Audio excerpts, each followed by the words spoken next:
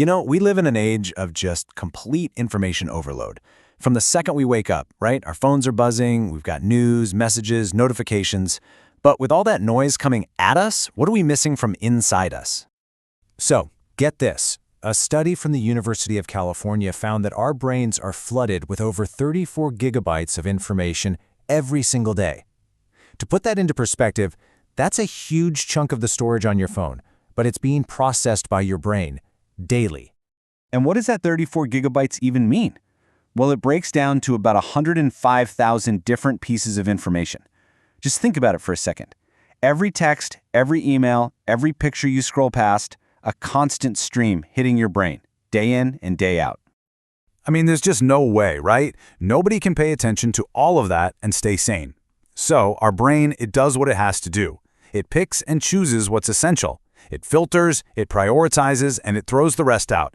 Kind of like a phone with limited memory, it's got to decide what's actually important enough to save. Okay, so while our brains are working overtime to filter out all that external noise, there's something happening a lot closer to home, and honestly, we often miss it entirely. It's the slow, really subtle decline of our own physical abilities as we get older. So the real question is, are we actually noticing? Do we register those tiny little changes, like needing to use our hands to push ourselves up from a chair? Or that small dip in our strength that makes opening a jar just a little bit harder than it used to be? That subtle hesitation before stepping off a curb? Or does all of that just fade into the background? This reminds me of that classic analogy, the boiling frog. If you toss a frog into boiling water, it's going to jump right out. But if you put it in cool water and slowly, gradually turn up the heat, it won't notice the change until it's way too late. And that's a perfect picture of what can happen to our own bodies, right? We just don't notice that slow decline until something critical happens. See, a fall isn't some random accident that just happens out of the blue. It's often the final, catastrophic result of a long decline that we never even noticed. It's that boiling point. The one we never saw coming because the heat was turned up so slowly. And that's a really sobering thought. We see it happening to the people we care about. Maybe we worry about it for our parents. And if we're not paying close attention, well, it's a future that could be waiting for us too. It's a universal part of just being human. So, okay, what's the solution here? Well, let's think about your car for a second. Super complex machine, right? But you don't need to be a mechanic to drive it safely. And why is that? Because of one simple thing, the dashboard. Your dashboard doesn't bombard you with, raw data from every single sensor. No way. It simplifies everything into clear, actionable alerts. It tells you your speed, your tire pressure, when it's time for an oil change, and of course, the big one, that little check engine light. Just a simple, clear warning that says, hey, something needs your attention. And that right there is the crucial difference. Our cars have these amazing early warning systems. A low gas light gives you plenty of time to find a station. But what about our bodies? Our check engine light is usually the fall itself. By that point, the damage is done. We just don't have that proactive warning system. And that exact problem? Well, that's what the Finch Score was built to solve. It's designed to be that check engine light for your body, a simple, proactive tool to keep an eye on your physical health. So what is it really? Simply put, the Finch Score is just one number.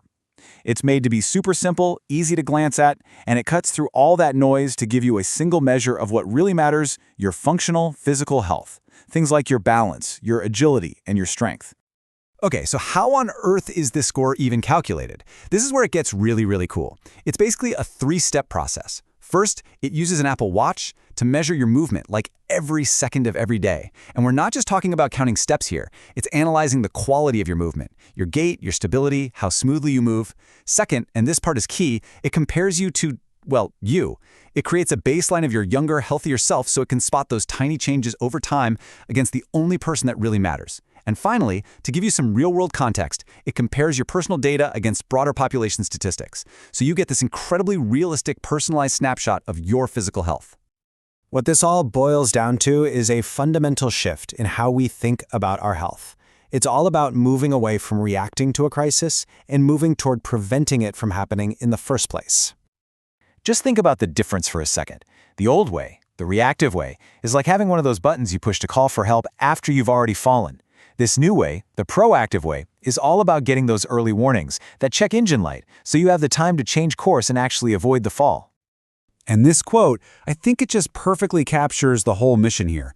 The point isn't just to get better at managing a crisis. It's about using technology to stop the crisis from happening at all, because an early warning gives you the power to act.